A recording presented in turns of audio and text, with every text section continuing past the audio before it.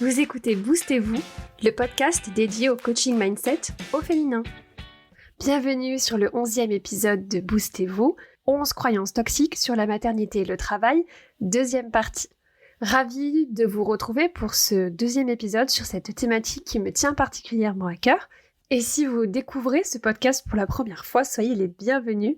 Je m'appelle Camille, je suis entrepreneur, je suis coach certifiée et maman de 2 enfants. Ma mission, c'est d'aider les femmes à reprendre le pouvoir sur leur vie. Mon objectif est que chaque femme, chacune à son échelle, puisse se construire une vie qui lui ressemble, une vie dans laquelle elle se sente bien, loin des « il faut » et des « je dois » et des « je devrais » que nous impose trop souvent la société. Je suis persuadée que chacune, on mérite de vivre une vie dans laquelle on se sent bien, une vie qu'on adore. Je suis convaincue que l'investissement le plus important qu'on doit faire pour y arriver, c'est notre développement personnel, c'est notre mindset. En tant que coach, je suis là pour vous partager des conseils, des outils simples, concrets, pour comprendre ce qui se passe dans nos cerveaux. Mon rôle, c'est de vous aider à développer votre mindset, de vous aider à comprendre vos schémas de pensée, vos systèmes de croyances et vos croyances limitantes, vos émotions, vos comportements, comment tout ça s'imbrique et s'influence, pour que vous puissiez vous créer une vie sur mesure, bien au-delà de ce que vous pensez possible aujourd'hui. Donc comme je vous le disais, l'épisode d'aujourd'hui, c'est la suite de l'épisode 10 de la semaine dernière, où je vous ai présenté les 5 premières croyances toxiques sur les 11 que j'ai envie de partager avec vous ici. Donc je vous invite à écouter ces 2 épisodes dans l'ordre, mais si vous avez envie de commencer par celui-là, il n'y a pas de souci, ils sont d'une certaine manière indépendants l'un de l'autre. Pour démarrer cet épisode, je vous propose un mini récap de ce que sont les croyances, pour bien comprendre de quoi on parle. Nos croyances ou nos convictions, en fait, ce sont comme les rails sous un train. C'est-à-dire qu'elles déterminent la direction dans laquelle va notre vie, le sens que prend notre vie. Une autre analogie qu'on peut utiliser pour comprendre l'importance de nos systèmes de croyances, c'est que toutes nos croyances, c'est un peu comme notre programme d'exploitation par défaut, si on fait une analogie informatique, et on n'a pas forcément conscience qu'elles sont là. Par contre, ce sont elles qui vont déterminer la façon dont on envisage une situation et la manière qu'on va avoir d'y répondre. C'est en quelque sorte notre grille de lecture du monde, c'est notre cadre de référence. Toutes nos croyances, toutes nos convictions ne sont pas un problème évidemment, puisque c'est ça qui, comme je vous le disais, qui crée notre cadre de référence, et donc c'est ça qui nous permet de prendre des décisions et d'agir d'une certaine façon. Par contre, certaines de ces croyances sont ce qu'on appelle communément en coaching, en développement personnel, des croyances limitantes, des croyances toxiques, parce qu'elles vont générer chez nous des pensées, puis des émotions et des comportements qui vont avoir tendance à nous limiter, à nous saboter, qui vont faire qu'on va se sentir mal et qui vont nous empêcher d'avancer vers la vie qu'on a envie d'avoir, vers l'atteinte de nos rêves et de nos objectifs. Les croyances dont on va parler dans l'épisode d'aujourd'hui et dont on a parlé dans l'épisode de la semaine dernière sont des croyances toxiques à la fois sur la maternité et le travail, et elles nous concernent qu'on soit des femmes, qu'on soit des mères ou pas. Donc ça concerne en premier lieu les femmes qui, comme moi, comme vous, je pense, si vous m'écoutez, qui veulent reprendre le pouvoir sur leur vie, qui veulent pouvoir s'impliquer dans leur carrière, dans leur entreprise, que ce soit l'entreprise qu'elles ont créée ou l'entreprise dans laquelle elles travaillent, tout en s'investissant aussi dans leur parentalité et leur vie personnelle. Et ce qui est assez incroyable, c'est qu'on retrouve l'impact de ces croyances chez des femmes qui ne sont pas mères, qui ne veulent pas l'être ou qui ne le sont pas encore, et ça a un impact très fort sur la carrière de ces femmes, parce qu'en fait, quand on est femme, qu'on soit mère ou pas, on a d'une certaine façon été formaté pour être mère. Et ces croyances peuvent nous impacter nous directement, ou elles peuvent impacter la façon dont on perçoit et dont on interprète les comportements des autres femmes de notre entourage qui sont mères et qui travaillent. Donc si on n'a pas fait le travail de déconstruction de nos croyances et de désencombrement de nos cerveaux, toutes ces croyances-là, tous ces programmes par défaut, peuvent nous impacter et nous limiter dans l'atteinte de nos objectifs professionnels. Donc l'idée aujourd'hui, c'est de faire la lumière sur ces croyances, puisque c'est vraiment la première étape pour changer son système de croyances, c'est d'abord de prendre conscience de notre système actuel. On y reviendra longuement puisque c'est tout l'objectif de ce podcast, mais c'est important de comprendre qu'on peut choisir notre système de pensée, on peut choisir de croire nos croyances, et on peut aussi choisir de les remettre en question, de ne plus les croire. On peut choisir de déconstruire notre système de croyances, on peut choisir de croire autre chose, de croire quelque chose de nouveau, quelque chose de plus utile, qui va nous aider à nous sentir mieux sur le long terme et qui va nous aider à atteindre nos objectifs et à construire la vie qu'on a envie de se construire. Comme je vous l'avais déjà dit dans l'épisode de la semaine dernière, c'est possible que vous vous reconnaissiez dans toutes ces croyances, ou dans quelques-unes, ou dans aucune, ou en tout cas peut-être pas à la première écoute du podcast. Dans tous les cas, je vous invite à essayer d'écouter cet épisode avec un état d'esprit d'ouverture, de curiosité, de croissance, et donnez-vous le temps de laisser infuser tout ça, essayez de vous interroger, de vous questionner sur la façon dont ces croyances pourraient impacter vos vies ou pas. Donc on y va, c'est parti pour la suite des 11 croyances toxiques sur la maternité et le travail. On commence donc par la 6e croyance, les 5 premières ont été vues dans l'épisode précédent. Donc cette 6e croyance, c'est que la maternité fait de moi une moins bonne professionnelle.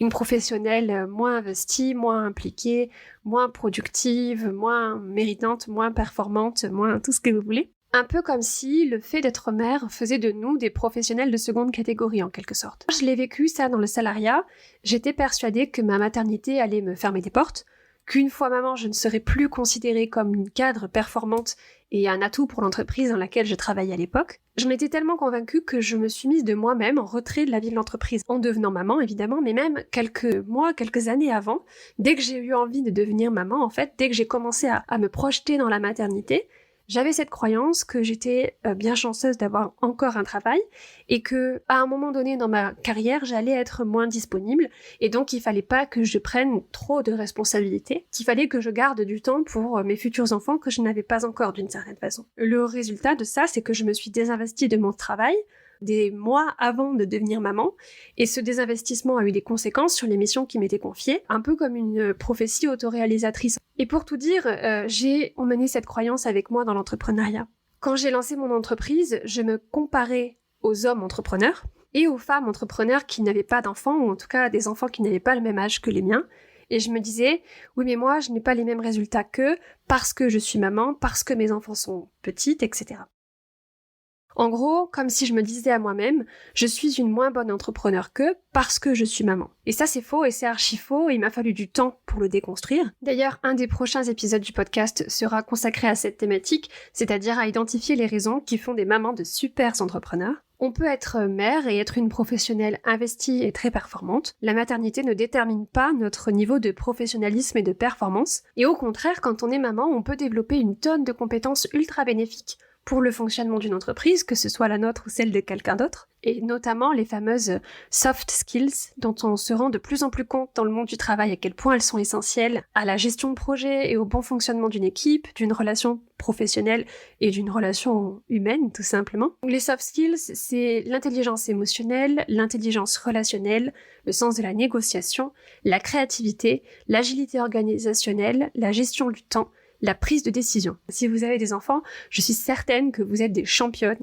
dans une ou plusieurs de ces soft skills. Donc voilà, vraiment, c'est déconstruire cette 6e croyance qui est que la maternité fait de nous de moins bonnes professionnelles. Et si cette croyance vous paraît vraie, que vous soyez maman ou pas encore, je vous invite à reprendre cette liste des soft skills et à vous demander comment est-ce que ma maternité m'a permis de m'améliorer dans une ou plusieurs de ces compétences, ou n'importe quelle autre compétence qui pourrait vous servir dans votre travail d'ailleurs. On enchaîne avec notre 7e croyance toxique, qui est « si je suis investie dans ma vie professionnelle, dans ma vie entrepreneuriale, alors je ne suis pas assez impliquée dans ma vie de parent ». Ou une autre façon de le dire, c'est que si je consacre du temps pour me créer une carrière ou pour créer une entreprise, alors je ne suis pas assez engagée et investie dans ma maternité. Cette croyance, elle est un peu en miroir de celle dont on vient de parler juste avant, de notre 6e croyance. Et cette 7e croyance, elle se manifeste souvent par une peur du regard des autres. On a peur que les autres pensent que notre investissement professionnel fasse de nous, entre guillemets, une mauvaise mère. Et on a tendance à beaucoup trop se soucier de ce que les autres pensent. Ça vaut pour la maternité, mais ça vaut aussi pour beaucoup d'autres sujets d'ailleurs. Donc si ça vous préoccupe, si vous pensez que vous n'êtes pas aussi impliqué dans votre vie de famille que vous le seriez si vous n'avez pas créé votre entreprise ou si vous n'étiez pas investi dans votre carrière, j'aimerais sincèrement que vous preniez conscience que ce n'est qu'une pensée. C'est-à-dire que c'est juste une phrase dans votre cerveau, c'est une histoire que vous vous racontez à propos de vous-même, et ça veut pas dire que c'est vrai.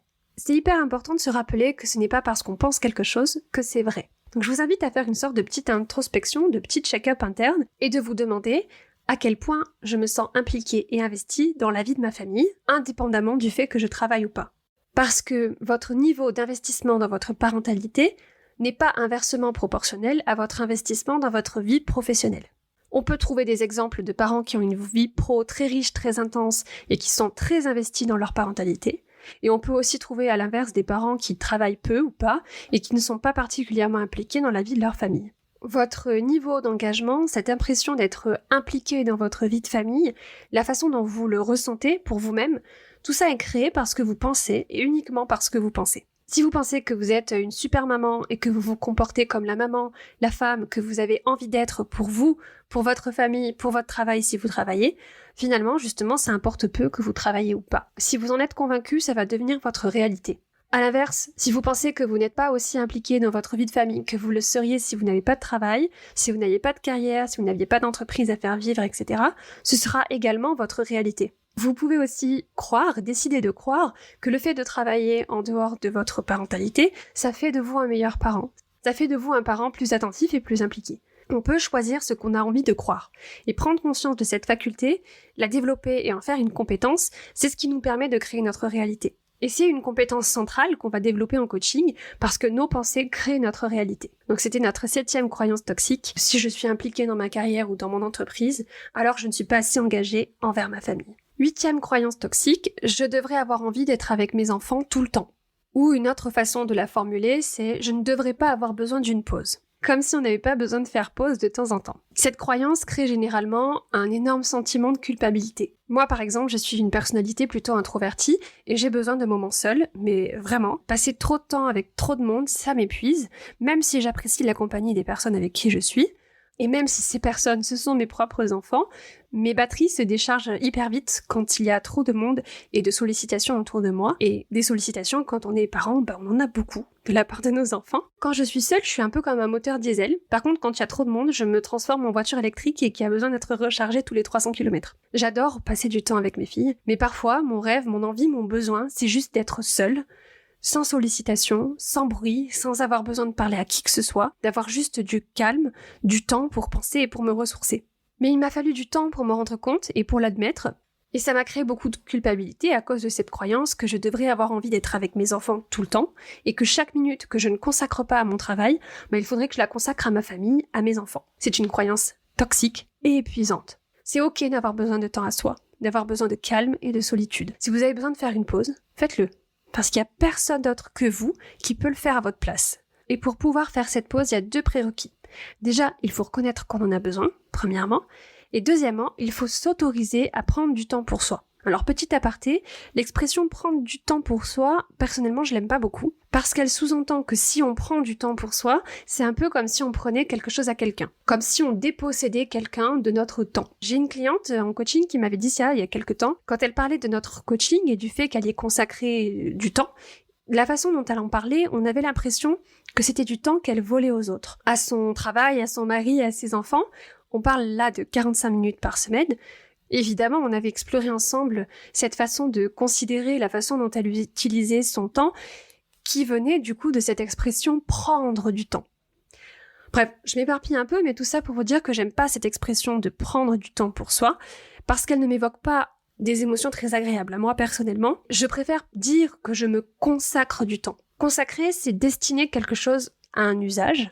Et en plus, j'aime bien la dimension sacrée de ce temps qui n'appartient qu'à moi, de ce temps que je me consacre. Et je préfère aussi penser que j'utilise mon temps en fonction de mes priorités, plutôt que je prends du temps pour faire ceci ou pour faire cela. Alors vous pouvez me dire, oui mais là quand même on est en train de jouer sur les mots, on pinaille. Mais justement, le choix des mots est important parce que les mots ont un sens précis, ils ont une signification précise et ils ont une charge émotionnelle précise. Alors peut-être que la charge émotionnelle n'est pas tout à fait la même pour vous que pour moi, c'est très probable d'ailleurs, mais justement c'est toute l'importance du travail de coaching sur les pensées et les émotions, c'est d'identifier la charge émotionnelle des mots de nos pensées. D'ailleurs vous pouvez vous poser la question juste là en m'écoutant, si vous vous dites « je vais prendre du temps pour moi », comment vous vous sentez? À quoi ça ressemble dans votre corps? Est-ce que c'est plutôt agréable ou désagréable? Est-ce que c'est plutôt une impression de contraction sur soi-même ou au contraire d'expansion? Est-ce que c'est plutôt une expression de mouvement, de rigidité? Votre corps vous dira ce que ces mots vous évoquent. Comment ça résonne pour vous en termes émotionnels? Et vous pouvez faire le même petit exercice avec la phrase « je me consacre du temps ». Comment ça résonne pour vous? À quoi ça ressemble dans votre corps? Pour en revenir à notre croyance toxique du « je ne devrais pas avoir besoin d'une pause », ou une autre façon de la formuler qui pourrait être « c'est pas normal d'avoir besoin d'une pause », je vous invite ici aussi à faire un petit check-up et à vous demander est-ce que j'ai besoin d'une pause. Et d'imaginer, de vous projeter, imaginez comment vous réagiriez si une collègue, une amie, une maman de votre entourage vous disiez « je fais une pause de mes enfants, de ma famille ». Est-ce que vous la jugeriez ? Est-ce que vous ressentiriez une pointe d'envie ? Est-ce que vous vous diriez « ah mais moi aussi j'aimerais pouvoir faire ça ». Est-ce que cette maman, vous l'encourageriez dans sa démarche, vous la féliciteriez de prendre ce temps pour elle, c'est de prendre cette pause pour elle, parce que c'est important de reconnaître que parfois, c'est juste ça dont on a besoin en fait. Et je vous invite à vous réapproprier la croyance que se consacrer du temps à soi, ça en vaut la peine et ça n'enlève rien aux autres. Les autres sont libres d'interpréter votre utilisation du temps comme bon leur semble. Ils peuvent y voir une opportunité pour eux de faire autre chose et de se consacrer du temps à eux-mêmes. Et on peut aussi verbaliser et dire à haute voix à quoi ce besoin de pause ressemble pour nous, s'accorder cette pause pour soi, pour se reposer, pour notre propre santé mentale et émotionnelle sans culpabiliser. Ça nécessite de venir questionner et déconstruire cette 8e croyance du « je ne devrais pas avoir besoin d'une pause ». Et je vous invite à écouter les épisodes que j'avais faits sur le repos. Comment faire pour intégrer le vrai repos à notre quotidien, que ce soit en vacances ou dans notre routine quotidienne. Ce sont les épisodes 7 et 8 du podcast et je vous mettrai les liens en description de cet épisode. 9e croyance toxique, je peux tout faire et je dois tout faire. Je vous ai déjà parlé de cette croyance dans l'épisode 9 du podcast sur les 5 comportements qui pourrissent la vie des femmes actives. D'ailleurs, vous pouvez télécharger le guide d'auto-coaching gratuit qui complète cet épisode de podcast et je vous mettrai le lien en description de l'épisode d'aujourd'hui. Donc cette croyance du « je peux tout faire et je dois tout faire » se traduit généralement par un besoin de tout faire, évidemment, et une to-do list qui n'en finit pas et qui se rallonge en permanence. Côté émotion, avec cette croyance-là, on vient ici toucher du doigt le sentiment de culpabilité maternelle. J'ai l'impression, de par mes lectures, mes discussions avec des mamans autour de moi, mamans amies ou clientes, et par mon vécu personnel aussi, que la culpabilité, c'est un dénominateur commun à beaucoup de mamans, voire à toutes les mamans. Et cette culpabilité, elle est très souvent liée au fait qu'on croit qu'on peut tout faire et qu'on doit tout faire. Et ça nous conduit à l'épuisement. Pour beaucoup de femmes investies dans leur maternité et dans leur carrière, pour beaucoup de femmes qui veulent construire des entreprises, si on est dans cet état d'esprit de performance, on va vouloir surperformer, à la fois dans notre vie professionnelle et dans notre parentalité, dans notre maternité. Cette croyance qu'on doit être maman comme si on ne travaillait pas et qu'on doit travailler comme si on n'avait pas d'enfant. Alors oui, on peut penser que ce sont des injonctions qui sont véhiculées par la société et on peut se dire oui, mais c'est pas de ma faute si j'y crois, j'ai été formatée comme ça, j'ai été élevée comme ça. La question c'est qu'est-ce que j'en fais à mon niveau ? Et l'idée ici, c'est de reprendre le contrôle sur nos propres systèmes de croyances, de dire oui, j'ai ces croyances dans mon système de croyances, mais maintenant qu'est-ce que j'en fais ? Est-ce que j'y adhère et que j'essaie de m'y conformer, quitte à m'épuiser ? Ou est-ce que j'ai envie de les remettre en question, de les envoyer valser et de me construire mon propre système de croyances, un système de croyances différent, de penser différemment, de faire les choses différemment ? Et la deuxième partie de cette croyance du « je peux tout faire et je dois tout faire », c'est justement ce côté « je dois faire ». Le fait qu'on puisse faire quelque chose, qu'on en soit capable, ne veut pas dire qu'on doit le faire, qu'on est obligé de le faire. Ici aussi, petit moment d'introspection pour vous. Est-ce qu'il vous arrive de penser que vous devriez faire ceci ou cela, ou de croire que quelqu'un pense que vous devriez faire telle ou telle chose ? Organiser les vacances, les anniversaires, les rendez-vous médicaux, les activités extrascolaires par exemple. Quand on a une pensée en mode « je devrais » ou « je dois », le résultat niveau émotionnel, c'est presque toujours un sentiment de culpabilité, un sentiment d'obligation. Et là, on va se sentir hyper mal avec toute notre liste de choses qu'on devrait faire, mais qu'on n'a pas le temps de faire. Parce que la réalité, c'est que nos journées ne font que 24 heures et qu'on ne peut pas tout faire. Et parfois, cette réalité est difficile à affronter, mais l'admettre, c'est aussi une chance de reprioriser notre vie, en fait. Et c'est vraiment important d'avoir en tête que c'est pas parce qu'on peut faire quelque chose, qu'on devrait le faire, qu'on doit le faire, qu'il faut qu'on le fasse. Et prendre conscience que si je ressens de l'obligation, et si j'agis à partir de cette émotion d'obligation, oui, je vais faire les choses, mais avec beaucoup moins d'élan, d'entrain, de fluidité que si j'agis depuis une autre émotion.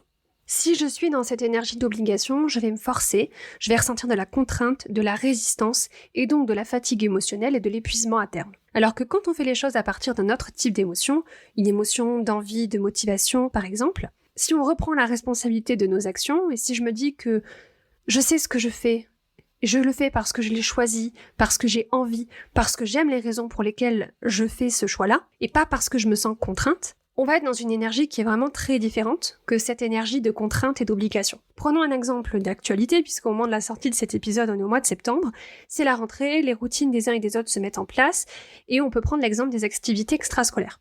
Je peux me dire que c'est à moi d'organiser les activités extrascolaires de mes enfants, en prenant en compte les envies, les contraintes des uns et des autres. Si je me sens obligée de faire plaisir à tout le monde, je vais organiser tout ça, mais dans la contrainte, la résistance, la frustration, l'agacement, peut-être même.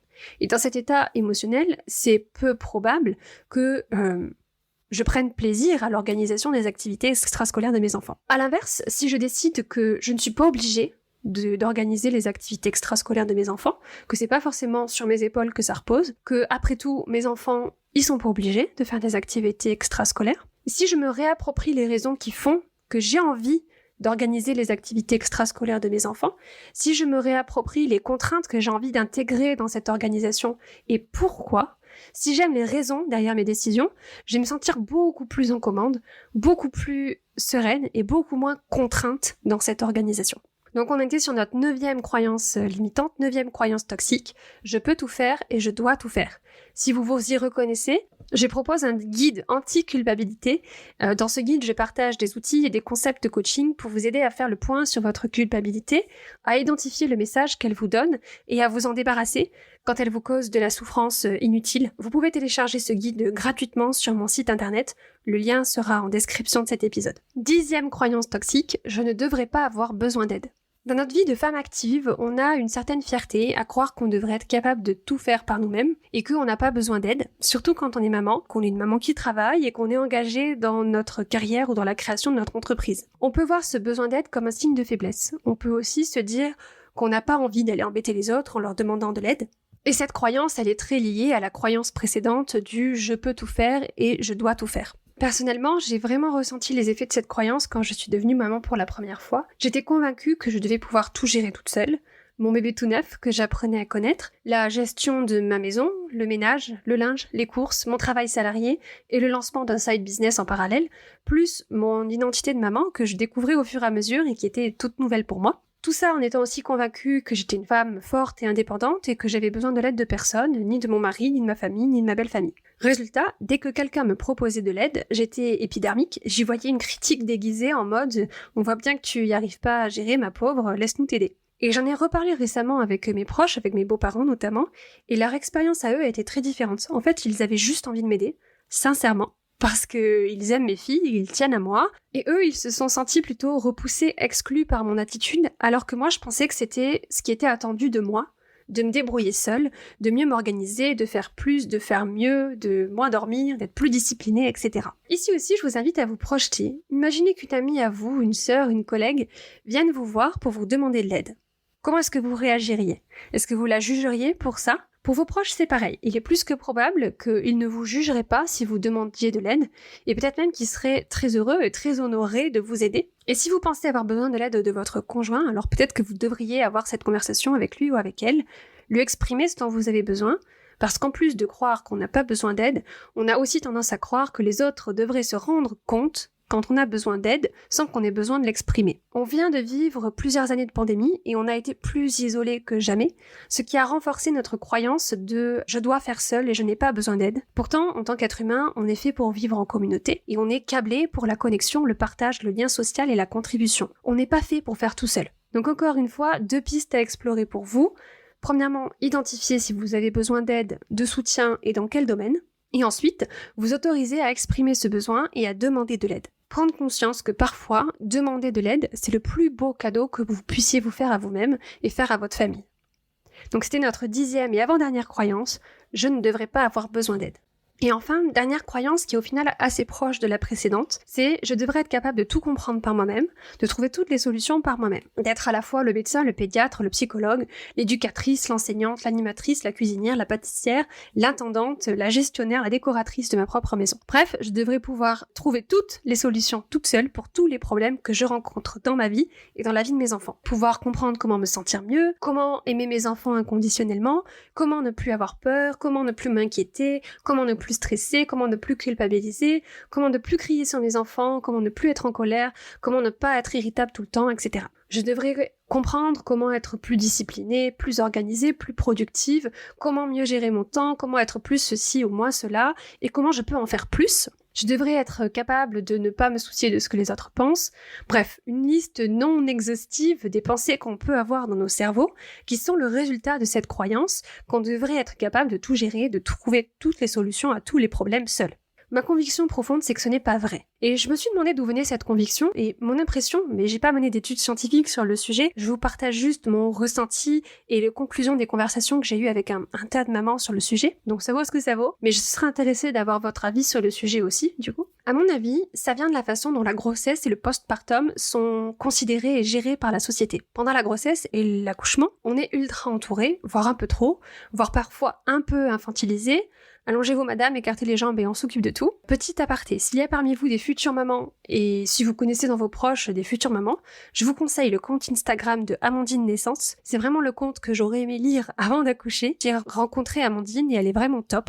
Donc je vous mettrai le lien en description si vous voulez des infos sur un accouchement un peu plus naturel, un peu moins médicalisé. C'est cette façon de vivre la grossesse très entourée. Puis pendant le postpartum, on est un peu lâché dans la nature. En mode maintenant ma cocotte, tu rentres chez toi avec ton petit schtroumpf et tu te débrouilles, tu dois trouver le mode d'emploi toute seule. Comme si la société nous renvoyait ce message qu'on est censé trouver seul le mode d'emploi, voire les modes d'emploi de notre bébé qu'on apprend à connaître, de nous-mêmes et de notre cerveau de maman qu'on découvre, de notre famille, de notre travail en tant que maman, et si on en a un de notre conjoint qu'on va aussi découvrir dans son rôle de père et qui cherche lui aussi son propre mode d'emploi, et certains papas ont aussi la conviction que ça devrait être à nous de trouver leur mode d'emploi et de leur dire quoi faire et comment le faire. Heureusement, il y a quand même du mouvement de ce côté-là et il y a de plus en plus de papas qui prennent leurs responsabilités, et tant mieux. Ma conviction, c'est que cette croyance du « je dois tout faire tout seul », elle est toxique. Parce que quand on est à l'intérieur d'une situation, quand on est partie prenante, à l'intérieur de notre parentalité, à l'intérieur de notre couple, de notre entreprise, à l'intérieur de notre propre cerveau, parfois on manque de recul sur la situation et il y a certaines dynamiques qui nous échappent. On a du mal à voir la situation, le problème dans sa globalité. Parfois, on ne se rend même pas compte qu'il y a un problème parce qu'on n'arrive pas à le voir. Le problème peut être lié à nos circonstances extérieures. Par exemple, je vous partage une anecdote personnelle. Pour ma deuxième fille, c'était un bébé qui pleurait beaucoup, en tout cas qui pleurait plus que sa grande sœur. En plus, on était en plein confinement, c'était le premier confinement de 2020. Et à l'époque, avoir un rendez-vous chez le médecin, c'était pas évident, c'était risqué. Et donc, on l'a pas emmené consulter. On se disait que voilà, c'était un bébé difficile et puis c'est tout. Et en fait, on est à passer à côté d'un reflux. Normal, on n'est pas médecin. Donc on ne pouvait pas avoir le problème, ni la solution. Notre problème peut aussi être intérieur. Ça peut être une croyance qui nous bloque, et c'est justement l'objectif de ce podcast, de vous aider à identifier vos croyances limitantes, ou du moins de vous aider à les questionner. Mais globalement, quand on est dans nos propres cerveaux, avec nos propres pensées, qui créent nos propres émotions, et qui façonnent nos comportements, et donc les résultats qu'on a dans nos vies, quand il y a quelque chose qui ne tourne pas rond, un objectif qu'on n'arrive pas à atteindre, un truc qui nous dérange, une émotion ou plusieurs qui nous pourrissent la vie, le stress, l'anxiété, le débordement, la frustration, la culpabilité, toutes les croyances et les pensées auxquelles on est habitué peuvent d'une certaine façon nous enfermer dans une situation qui ne nous convient pas vraiment, mais comme on est à l'intérieur, on ne se rend pas forcément compte qu'il y a un problème. On n'arrive pas à avoir une vision d'ensemble, à identifier d'où pourrait venir le problème, ni comment on pourrait le surmonter. Parfois, on a juste besoin d'un regard extérieur qui va nous montrer ce qu'on ne peut pas voir nous-mêmes, qui va nous donner une nouvelle perspective, une façon différente de voir les choses. C'est très difficile d'avoir une vision d'ensemble de la piscine quand on est dans l'eau. C'est beaucoup plus facile quand on est sur le bord du bassin. Et il arrive parfois qu'on passe des mois, des années, des décennies parfois même, à essayer de comprendre par nous-mêmes, à essayer de trouver des solutions tout seul, à essayer de comprendre ce qui ne va pas et comment on peut faire pour se sentir mieux, et on tourne en rond, comme des hamsters dans une roue. Parfois, on se concentre sur la résolution des mauvais problèmes. Par exemple, si on est entrepreneur, on se dit qu'il faut qu'on mette en place la méga stratégie pour augmenter nos revenus, augmenter nos ventes, alors qu'en fait, il faut d'abord, avant tout et surtout, qu'on fasse un travail sur notre mindset, sur nos croyances, sur l'argent et sur la vente. Ou alors, on peut se dire que pour être moins stressé, il faudrait qu'on soit plus organisé ou qu'on sache mieux gérer notre temps, alors qu'en fait, on a surtout besoin d'apprendre à gérer nos émotions, y compris le stress, parce que non, le stress, c'est pas un problème à résoudre, c'est une réaction physiologique normale quand on est un être humain, en fait. Ou encore, on peut se dire qu'il faut qu'on trouve des solutions pour arrêter de crier sur nos enfants, et on va chercher des solutions éducatives, des techniques, des trucs et astuces, alors qu'ici aussi, la solution, c'est probablement d'apprendre à gérer nos émotions. Et parfois, ça arrive qu'on travaille très dur sur la résolution des mauvais problèmes et on n'obtient pas les résultats qu'on espère, que ce soit des résultats concrets et matériels, par exemple obtenir une promotion ou atteindre tel montant de chiffre d'affaires dans notre entreprise, ou que ce soit des résultats plus intérieurs, plus émotionnels, d'obtenir une forme de soulagement émotionnel, de se sentir mieux, d'être moins stressée, plus sereine, plus présente, plus apaisée, plus calme, plus en contrôle, plus aux commandes. Et c'est justement le rôle d'un coach, par exemple, ou d'un psychologue également, de vous donner cet éclairage extérieur, de se mettre sur le bord de la piscine pour pouvoir vous donner cette vision d'ensemble sur votre situation. Le travail de coaching, en tout cas tel que moi je le pratique, c'est d'apprendre à distinguer nos circonstances des histoires qu'on se raconte à leur propos, et de se rendre compte que l'immense majorité de nos problèmes sont avant tout des problèmes de pensée. Tout ce brouhaha mental qu'on se crée nous-mêmes, tout simplement parce qu'on a un cerveau humain. Parfois, la meilleure façon de résoudre nos problèmes, c'est de demander de l'aide de quelqu'un qui n'est pas à l'intérieur de notre cerveau, un ami, un proche, un collègue, un médecin ou un coach. Dans ma pratique du coaching, je parle de la mienne, je ne peux pas me prononcer sur les autres parce qu'il y a autant de façons de faire que de coach, même s'il y a quand même quelques similitudes et quelques bases qu'on va retrouver dans tous les coachings. Dans ma pratique du coaching, donc, je vous aide à créer cet espace d'exploration, dans la bienveillance, la neutralité, le non-jugement, un espace safe, un espace secure dans lequel on va voir ce qui se passe dans votre cerveau, on observe, on est curieuse, on remet en question, on désencombre. Et c'est le processus de désencombrement de cerveau que je vous avais expliqué plus en détail dans le tout premier épisode du podcast. Donc si vous l'avez pas déjà écouté, je vous invite à le faire pour avoir une meilleure idée de quoi je vous parle ici. Si ça vous parle, si vous vous êtes reconnu dans une ou plusieurs des croyances toxiques qu'on a évoquées dans ces 2 épisodes et que justement vous sentez que vous avez besoin d'un regard extérieur, n'hésitez pas à me contacter. Je propose des séances bilan gratuites, c'est un échange d'1 heure en tête-à-tête où on fait le point sur votre situation actuelle, on dresse les contours de votre vie idéale et je vous aide à identifier ce qui pourrait vous bloquer et je vous donne des pistes pour avancer, pour vous mettre en mouvement. On pourra aussi discuter de l'opportunité de travailler ensemble et je vous orienterai vers le format d'accompagnement qui vous correspond le mieux parmi ceux que je propose. Je vous mettrai tous les liens pour me retrouver, pour me contacter en description de cet épisode de podcast et vous pouvez me retrouver sur mon site internet wonderfulmaman.com. Et donc c'était notre 11e et dernière croyance. Je devrais être capable de tout comprendre par moi-même, de trouver toutes les solutions par moi-même. J'espère que cet épisode vous a plu, que cet éclairage sur les croyances toxiques autour de la maternité et du travail vous a été utile, que ça va vous permettre de vous questionner, de remettre en question toutes ces croyances qui peuvent peut-être vous bloquer sur votre vie professionnelle en tant que maman. J'espère en tout cas que ça vous a donné matière à réflexion et à reconsidération. On se retrouve la semaine prochaine dans un nouvel épisode et si vous voulez ne rater aucun épisode du podcast, n'hésitez pas à vous abonner sur la plateforme d'écoute de votre choix. À la semaine prochaine, bisous. C'est la fin de cet épisode. Si vous entendez ce message, c'est que vous êtes resté jusqu'au bout et pour ça, je vous remercie du fond du cœur. Si cet épisode vous a plu, plusieurs options pour soutenir le podcast. Vous pouvez laisser un avis 5 étoiles sur Apple Podcast ou sur Spotify. Vous pouvez partager cet épisode, le podcast, autour de vous à toutes les personnes à qui il pourrait être utile.